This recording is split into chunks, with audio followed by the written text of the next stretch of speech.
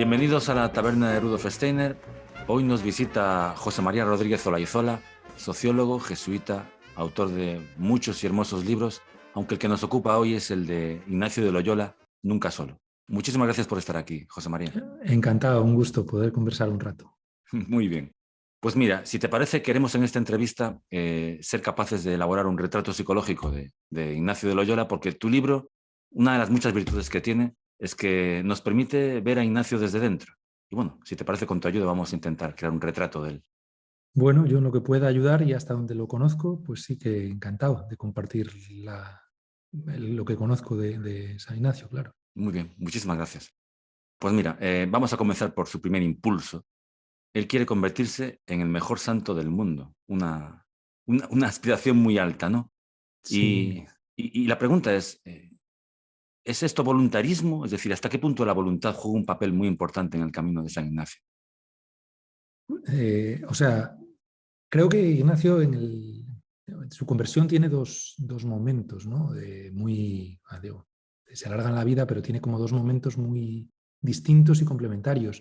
Porque la primera conversión esta que tiene después de estar herido y cuando está convaleciente en Loyola y, bueno, pues de alguna manera a través de la vida de Jesús y de la vida de los santos, como que se emociona y efectivamente sale en camino a Jerusalén dispuesto a ser el mejor santo del mundo, ahí sí hay un elemento de voluntarismo, es decir, que en el fondo lo que hay es todavía el personaje o la persona que se ha pasado la vida queriendo sobresalir Ujú. en la corte, en el ejército, en donde fuera que estuviera, bueno, pues ahora que enfila hacia la vida un poco de fe, pues también lo plantea desde esos mismos parámetros de sobresalir, ¿no? Pues Ujú. el mejor santo del mundo y lo que se me ponga por delante.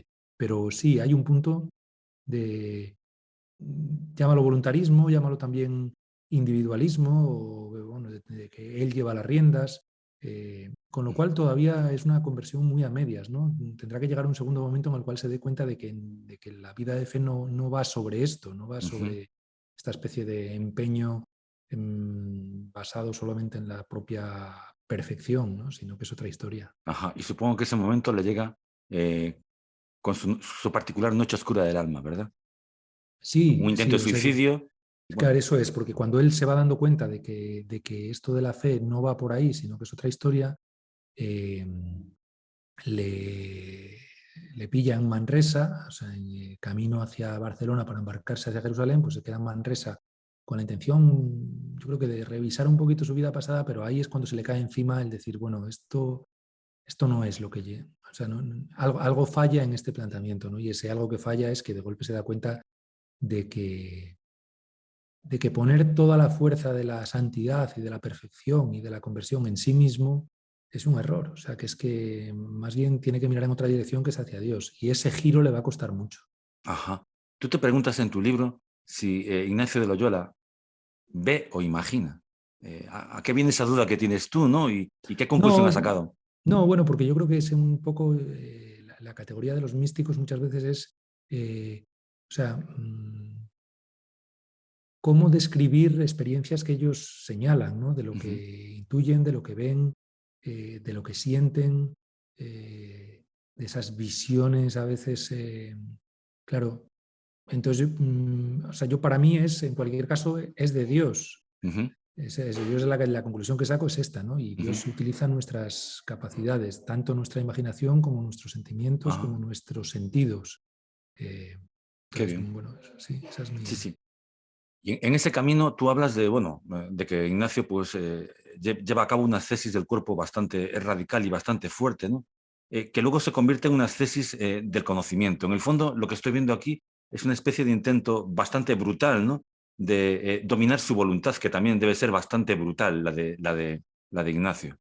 Sí, sí, o sea, probablemente, y creo que en ese punto de las tesis, de nuevo, ¿no? Se da ese doble momento, ¿no? Que hay un primer momento en el cual es la radicalidad o la brutalidad tiene más que ver con su propio esfuerzo por demostrarse a sí mismo, bueno, que es capaz de llegar al extremo, y Ujú. entonces de ahí, pues todos los excesos de la primera etapa en Manresa, que ni come prácticamente, se deja crecer el cabello, bueno, se descuida totalmente y en cambio, creo que a partir del momento en el que su conversión es más completa, pues irá creo que reconduciendo, ¿no?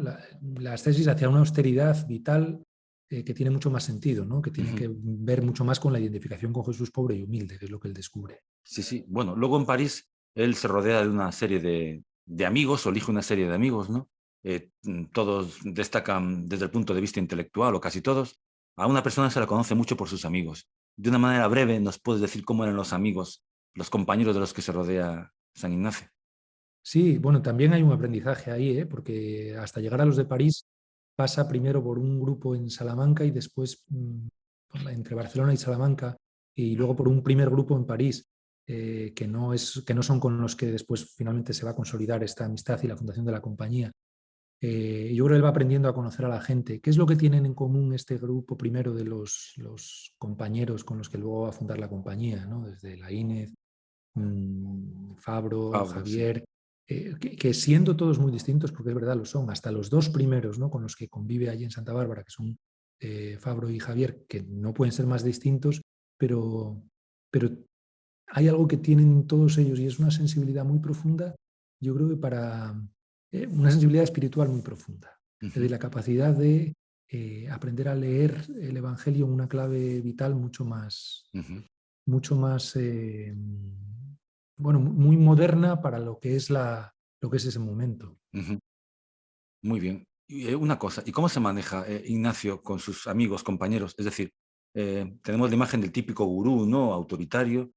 No me imagino así, Ignacio, por lo menos no he sacado esa conclusión de Ignacio de tu libro. ¿Cómo se maneja él con sus compañeros?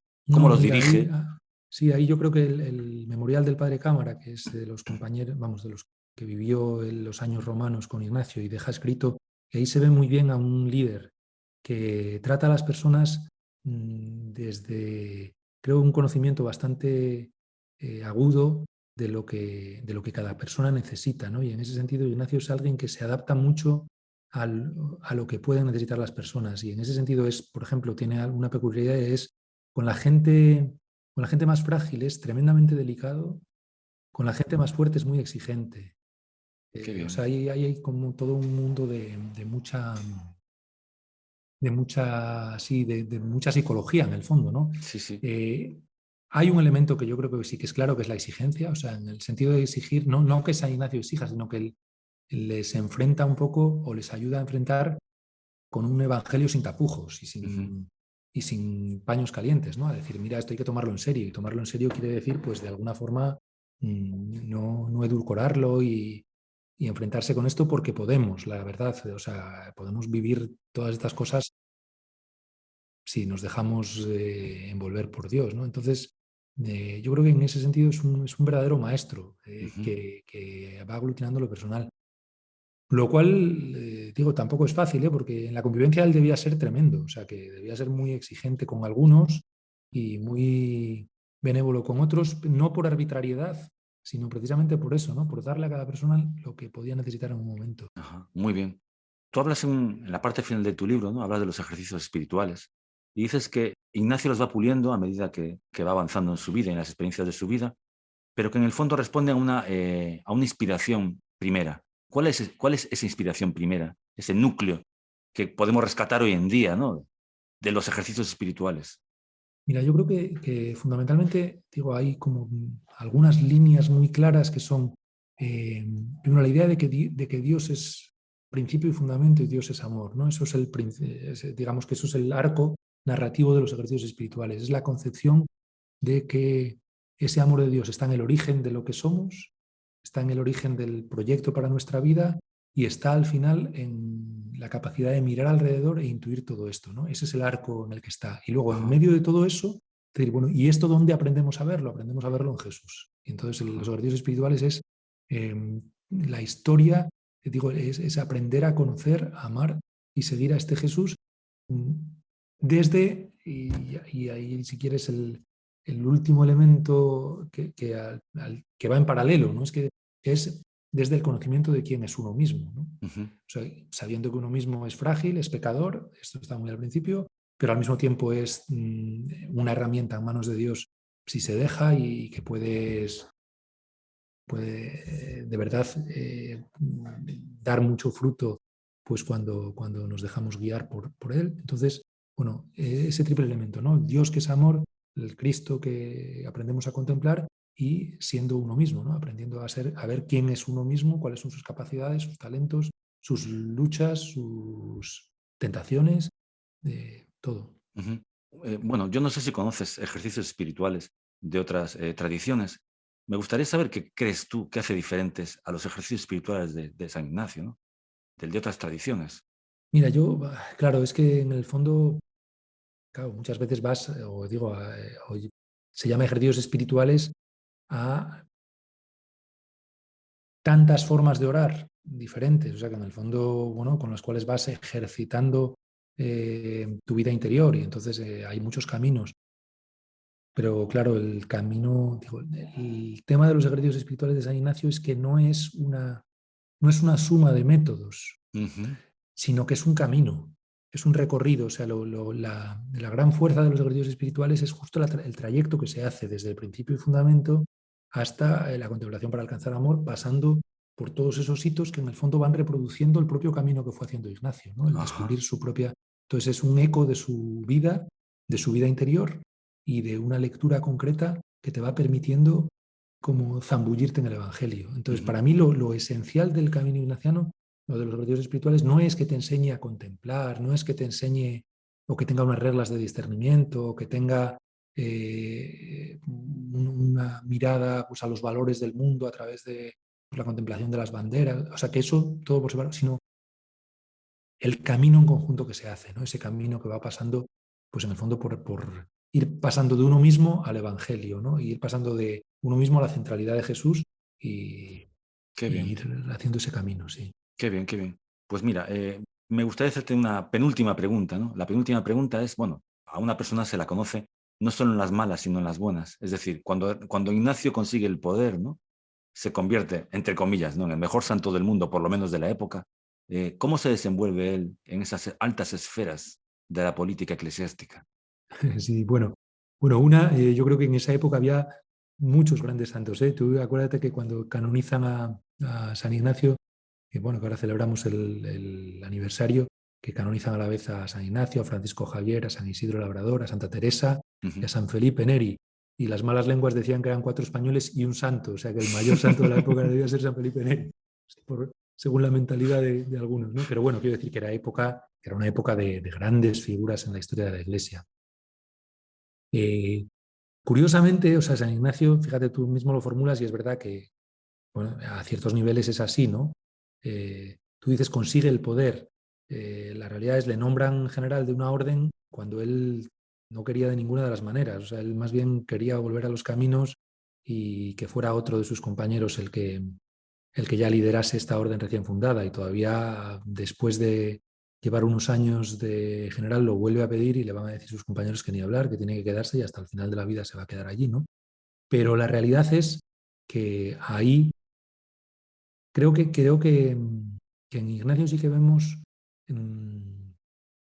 bueno, algo muy evangélico, ¿no? Y es al mismo tiempo el poner la confianza o la sencillez, ¿no? De la, de las palomas, pero la astucia también, ¿no? Del zorro. Sí. Es decir, que es un hombre que al mismo tiempo pone todo en manos de Dios una y otra vez, es decir, él se fía, pero consciente mm, de que tiene que poner todos sus talentos y todos sus recursos y todas sus capacidades para perseguir aquello que cree que es de Dios. Ujú. Y entonces al mismo tiempo eso hace que sea una figura que al mismo tiempo, bueno, pues donde tiene que insiste, donde tiene que buscar apoyo en cardenales de la época o lo que sea, lo hace, donde tiene que mostrar oposición a aquello en lo que no cree, lo hace, donde tiene que acudir pues, a los príncipes de ese mundo para, bueno, para que apoyen proyectos en los que cree, lo hace, pero al mismo tiempo desde una confianza tan profunda en el Dios que guía sus pasos que, bueno, si luego no sale, pues será que no es de Dios. O sea, quiero decir que Ajá. entonces ahí hay una parte en la cual es un hombre profundamente libre, ¿no? Al mismo tiempo que muy claro en lo que tiene que conseguir, es desde una libertad que yo creo que es lo que le da en el fondo, mayor trascendencia a esos primeros años romanos. Muy bien, pues mira, la última pregunta tiene que ver con el ahora, no con el antes. Es decir, es decir, si cogiéramos el ADN de San Ignacio de Loyola, se lo colocásemos a alguien en el siglo XXI, ¿no? Y tuviéramos aquí un clon de San Ignacio de Loyola, ¿cómo se desempeñaría él en este siglo? Es decir, primero, ¿tendría un sitio, una personalidad como la de Ignacio de Loyola en el siglo XXI? Mira, yo creo que de hecho lo hacemos. ¿Sí? O sea, lo hacemos, o sea, con los ejercicios. Es decir, los Ajá. ejercicios siguen siendo, porque en el fondo los ejercicios, fíjate que el padre Nadal, que era un mallorquín, un jesuita mallorquín de la primera época, no de los primerísimos compañeros, pero sí de los que entran ya cuando está fundada la compañía, pero vamos, que Nadal es el que va por toda Europa, en el fondo difundiendo lo que es la compañía y contando, y bueno, él recoge en sus memorias y cuenta, ¿no? Que una de las cosas que se va encontrando es la necesidad de contar bien la historia de Ignacio, Ajá. porque la historia de Ignacio, y de hecho él es el que va a presionar para que se escriba una biografía, para que Ignacio acepte contarle al padre Cámara su historia, etc. Lo que él se da cuenta es los ejercicios no se entienden sin la vida de Ignacio. O Mm. digo, no se entienden, se pueden entender, pero si conoces la vida de Ignacio y su trayectoria, te das cuenta de que los ejercicios en el fondo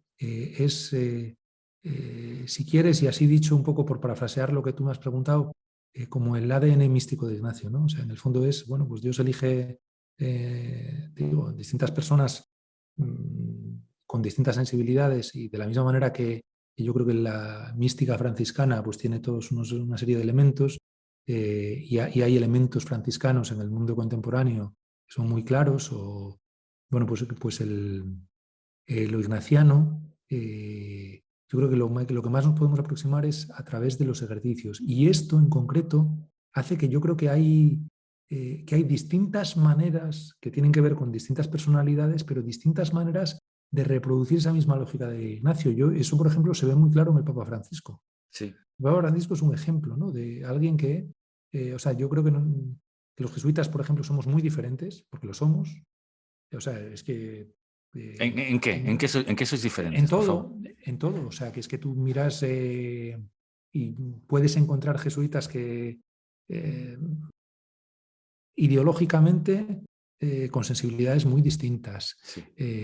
económicamente con orígenes muy distintos, vitalmente con aficiones muy distintas, con capacidades muy distintas, o sea, bueno, que en el fondo, si tú nos conoces vas conociendo jesuitas, dices, pero el elemento común, el ADN común, tiene que ver con los ejercicios espirituales, ¿no? Como integrados en la vida y en una opción concreta, los ejercicios, las constituciones de la compañía, que son un poco como la vértebra de lo que queremos ser. Bueno, pues ahí es donde yo diría que está el ADN de Ignacio. Entonces, sí creo que hay mucha gente que, que de distintas maneras reproduce esa trayectoria. Ya si me dices el carácter concreto de San Ignacio, bueno, pues supongo que habría, pues eso, Sí. desde liderazgo a tenacidad, a esta mezcla de eficacia y fe profunda que Ujú. hace que uno no se convierte en un utilitario y al mismo tiempo no es un diletante, ¿no? Es una mezcla de muchas cosas. Sí. Sí, sí, es cierto, es cierto. Bueno, una pregunta que se me acaba de ocurrir cuando hablabas de los elementos franciscanos en el mundo contemporáneo, y esta de verdad es la última pregunta. Ah, Eh, no, no. Pues,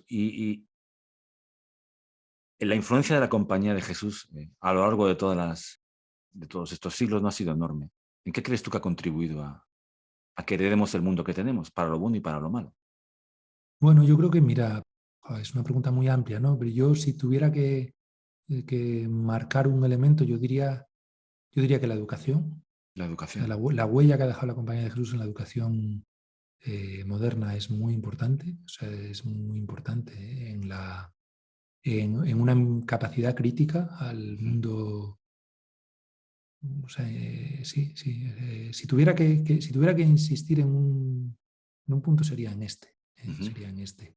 Eh, Para lo malo, pues ahí ya hay mucha gente que lo dice, entonces casi que pregúntales a ellos que tendrán muchos argumentos que decir. Yo en este caso voy a barrer para casa.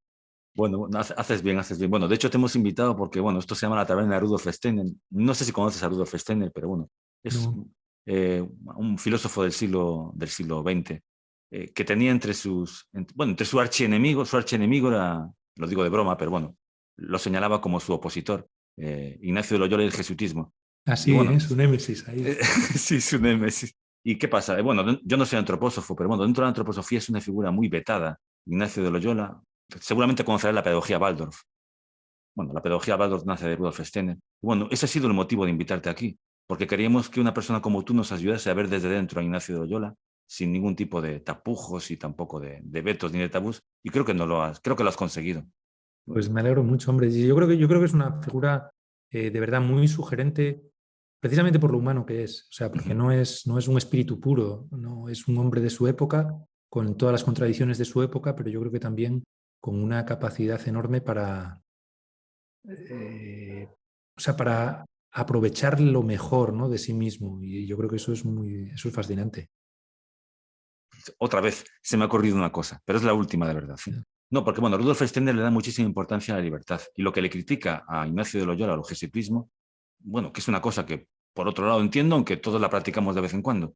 Es decir, esa especie de amor a una serie de fines no muy loables que tiene Ignacio o la compañía de Jesús, hace que pasen por, es decir, hace que los medios se supediten a esos fines, ¿no? Es la crítica que le hace. Y sobre todo critica la poca, y yo creo que es una crítica, entre comillas, bastante discutible, la poca importancia que le da Ignacio de Loyola y la compañía de Jesús a la libertad. No, lo que va, vamos, yo a eso lo discutiría bastante. Yo creo que San Ignacio defiende la libertad. Lo que pasa es que la libertad no es, eh, o la libertad en el fondo no es un concepto que se cuelgue en el aire y entonces eres libre para hacer siempre todo lo que quieras, cuando quieras y como quieras. La libertad es tener la posibilidad de perseguir el bien. Qué Yo bueno. creo que eso es la libertad. O sea, hay mucha gente que no puede. Hay mucha gente que no puede elegir en la vida, porque no puede por las circunstancias, por sus propias esclavitudes, por las condiciones materiales, por lo que sea. O sea, entonces, la libertad en ese sentido, claro, ser libre es poder elegir, pero una vez que eliges, te comprometes. Claro, Y yo claro. creo que eso es un elemento. Tú eres libre para casarte, claro que sí. Sí, sí. Pero si te haces un compromiso que dices, por ejemplo, yo esto es para siempre y lo voy a luchar, bueno, pues luego tú has elegido concretar esa libertad en un compromiso que vas a pelear por. Es que ya no me siento libre, ¿no? Es que has sido libre para tomar una decisión. Tienes toda la razón. Ahora peléala y defiéndela, ¿no? Yo creo que eso es lo que está detrás de San Ignacio. Pues qué bonita manera de terminar esta entrevista. José María, de verdad, muchísimas gracias. Sé que estás muy, muy atareado y bueno, te agradezco que Encantado. nos hayas acompañado. Un abrazo, mucha Pues, suerte en todos tus libros. Tienes un hermoso poemario, me encanta, de verdad. pues de verdad Eh, que me alegro muchísimo, muchas gracias y encantado de charlar un poco aquí en esta taberna. Muchísimas gracias. Buen día. Venga, hasta Mucha suerte en luego. tu vida. Chao. Chao.